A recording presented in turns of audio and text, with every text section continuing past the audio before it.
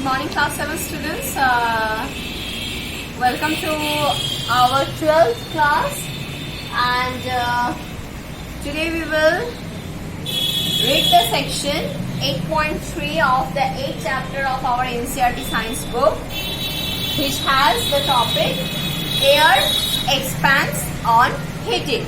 For that, let us first read out the activity 8.5. And before the activity 8.5, we have read the previous activities which told us that air exerts pressure when it is confined in any container and or any object, and also that high speed wind accompanied by low pressure. So these are the two characteristics of air pressure what we have discussed in our previous class. So today let us see when air will be heated, it will expand. For that, in activity 8.5, it has been told to us that take a boiling tube,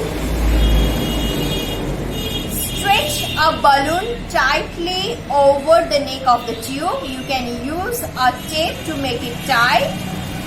Pour some hot water in a beaker. Insert the boiling tube with the balloon in the hot water. Observe for 2 to 3 minutes for any change in shape of the balloon. So when you will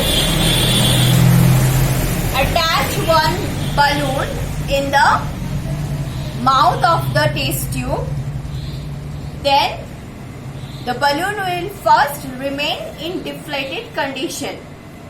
Then when you will leave the test tube in a boiling or in a glass containing hot water as shown in figure 8.6, where you can see that at first when the test tube was just inserted inside the hot water,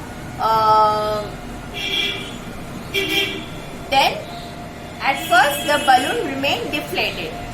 After 2 to 3 minutes, what we observe, that we observe the balloon inflammation, the balloon got inflated after 2 to 3 minutes.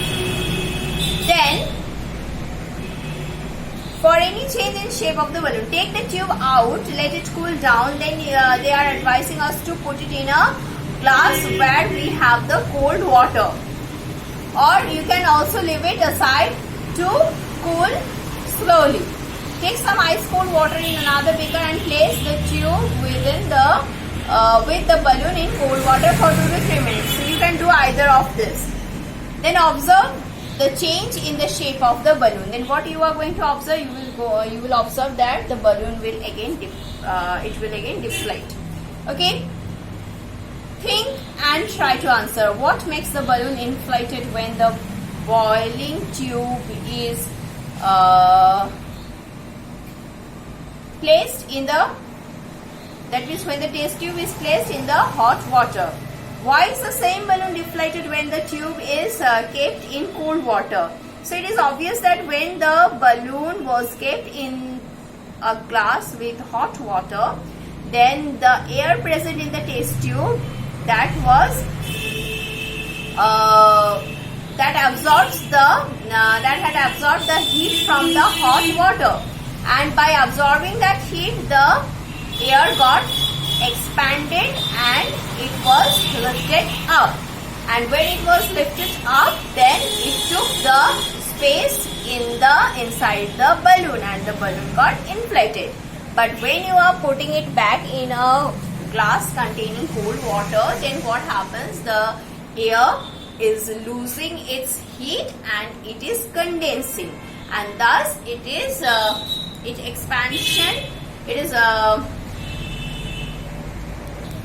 compressing the air inside the test tube. By losing its heat is compressing, and hence the balloon got deflated. Okay, so this is the reason behind it, which explains that the air expands on heating. In the next activity also we are going to end with the same kind of conclusion. For that, let us see what the activity says first. Take 2 paper bags or empty paper cups of the same size. Hang the 2 bags in the inverted position on the 2 ends of a metal or wooden stick. Tie a piece of thread in the middle of the stick. Hold the stick by the thread. So it will act like a balance. Hold the stick by the thread as in a balance. Put a burning candle below one of the bags. So you have to be very cautious. You have to keep the stick a little bit higher so that the paper bag does not catch fire from the burning candle. Candle below one of the bag as shown in figure. How we observe what happens. Why is the balance of the bag disturbed? So what you are going to observe, at first the paper bags, they were in the balanced condition. They were like this. But when you are putting a burning candle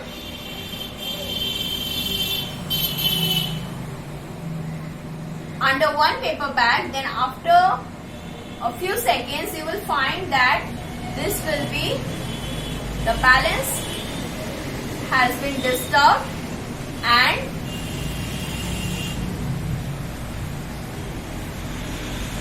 the paper bag under which the paper bag under which the candle is, it will move up.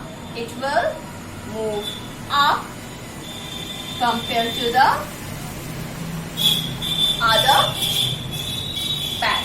Okay, it will move up.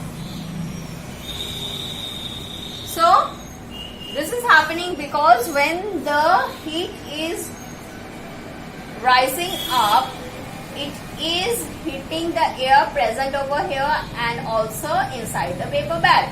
And when the air is absorbing the heat, it is expanding, and because of expansion, it loses its density. I think I have told you about the density. Density is mass per unit volume.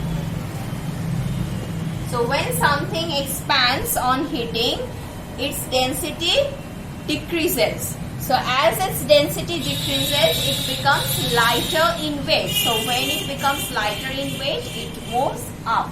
So that's why the air which has expanded because of absorption of the heat is filling the paper bag and forcing it to rise up. So this activity not only tells us that on heating air expands, but also it explains that after absorption of heat, not only air expands, it also rises up.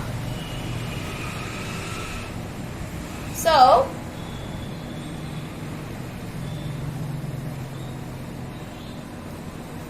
why is the balance of the bag disturbed? Does this activity indicate that warm air rises up? Yes, of course. As the warm air rises up, it pushes the bag above the candle. Does the disturbance of the balance suggest that the warm air is lighter than the cold air? Yes, what I just told you. Can you now explain why smoke always rises up? Yes, obviously, because the smoke reduces on the absorption of the heat. It is lighter. The smoke is lighter than the air, so it rises up. Also, it is important to remember that on heating, the air expands and occupies more space. So, as I told you, when air will absorb heat, it will expand, and while expansion, it will require more space.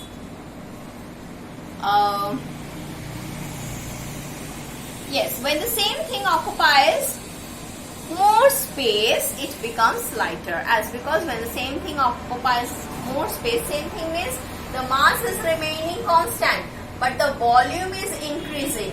but the volume is increasing. So when you are having a greater number in the denominator, then obviously the result will fall down. The result will fall down. The mass is constant here. The mass is constant means same. The mass is remaining same. But with the absorption of heat, the volume is increasing. So as because the volume is in the denominator, so with the increase of the volume, the density will fall. And as the density will fall, then the object will become lighter. It will be lighter in weight.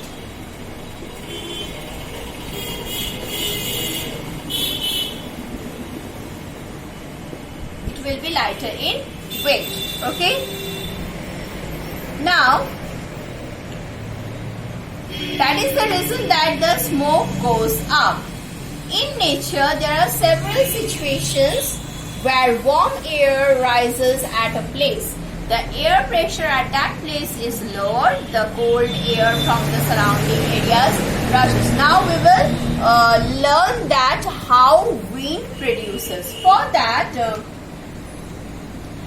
so what here we have learned two things, that air expands on heating, and while expansion its density decreases because of occupation of larger area, and hence it becomes lighter than the cold air. So now we will talk about how wind produces. Okay, so wind, what is wind actually? Wind is the normal moving air which produces, that means air when it is in motion, it is called as wind.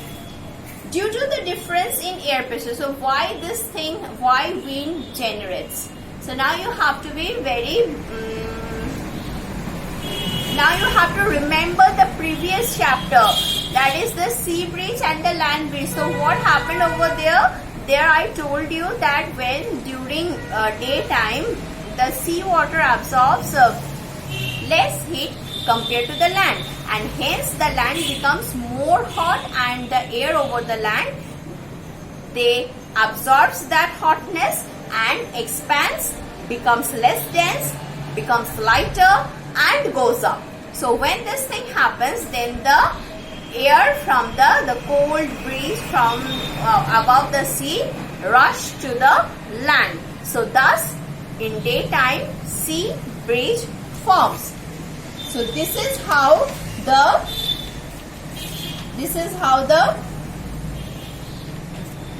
wind generates. So the main criteria of the generation of the wind is the difference in air pressure between two places, or among one place with the surrounding. So you have to keep it in your mind, whenever the wind is blowing, that means obviously that at your point, at your area, the air has become more hot and it has gone up. So due to the creation of partial vacuum over that area, from the surrounding, the air rushes to fill the space and to create equal pressure all over. So it is not like that you can have different pressure, air pressure at neighborhood areas. So if at one place the air pressure goes down, then the wind from the surrounding blows to that point. So what is the criteria of blowing wind? That is the difference in air pressure. So you have to keep this in your mind, that wind is the moving air which produces due to the difference in air pressure in the two regions. That is, air moves from the region of the high air pressure to the region of the low air pressure. So why it moves to the low air pressure? Because at the low air pressure,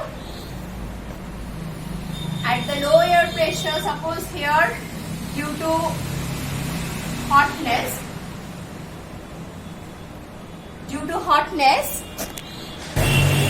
suppose due to hotness,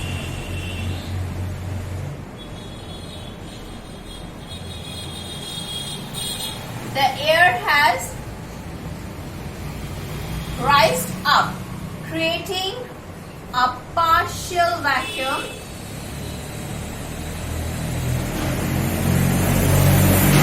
over this space. So this partial vacuum will result in low pressure. This partial vacuum will result in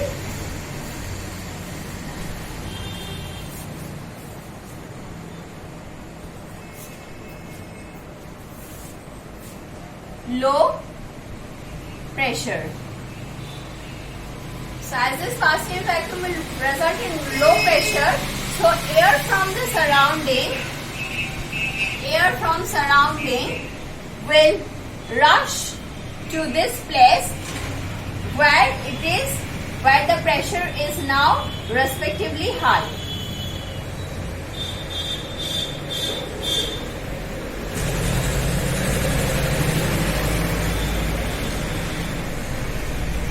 So this is why the wind blows. That is, air moves from the region of high air pressure to region of low air pressure in the atmosphere. The greater the difference in air pressure, the stronger the wind will blow. So during storm, a huge difference in air pressure develops at some point, because of which the storm generates. The difference in air pressure is in different region of the earth which cause wind to blow occurs due to the uneven heating of the earth in the region. So there are some causes because of which the wind blows. What are those two causes? One is that uneven heating between equator and poles due to difference in distance from sun, and the second one is uneven heating of land and water. So what are the two reasons which creates wind on earth?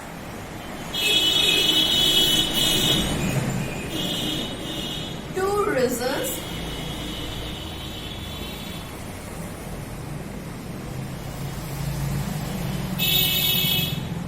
For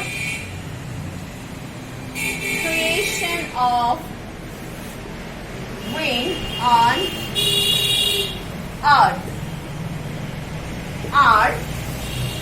Number one is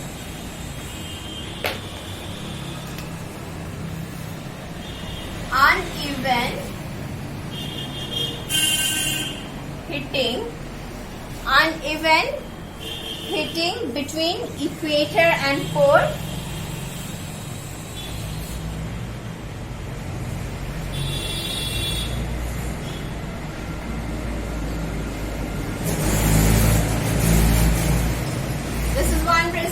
Another reason is uneven heating of land and water. So as you know that land is a very good conductor of heat. It can absorb and radiate heat more easily with respect to the water. Water is not a good conductor of heat. So, let me first explain this point to you. Suppose this is Earth and this is the equator. These are the two poles. Suppose north and south. Then as because, suppose here we have the sun.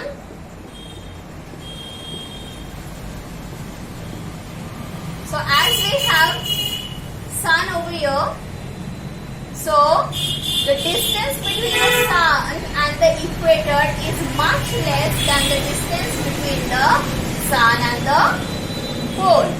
So because of increase in the distance between sun and the pole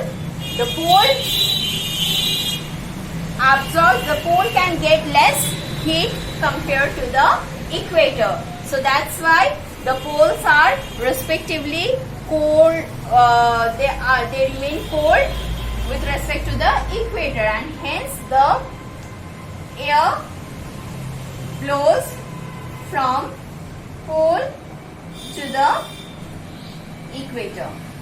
So why the air does not come straight? Because of the spin of the earth. That's why I have shown you the marks in this way, that as because the earth takes spin continuously, so the wind from the pole, they cannot reach to the equator directly. So there is a curved path. And as because I was talking about the conduction capacity of the land and the water, so from there we came to know that land is a good conductor respect to the water. So at different times wind flows either from land to the water or from the water to the land, and due to that we also get this monsoon winds. So let us talk about this thing. So we can divide this in two categories, one for the summer season and one for the winter season. So let us find out what happens in summer season. In summer, land near the equator heats up faster. So what, as we have seen in case of sea breeze during the daytime, what happens? The land becomes hot much faster. So in summer also, land near the equator heats up much faster than ocean water. So the air over the land gets heated and rises up, creating a low pressure area. So these are all things we have seen in our previous chapter. The same concept. So the cold air from sea rushes towards the land. So that's why during summer, when the land becomes very hot and a huge amount of air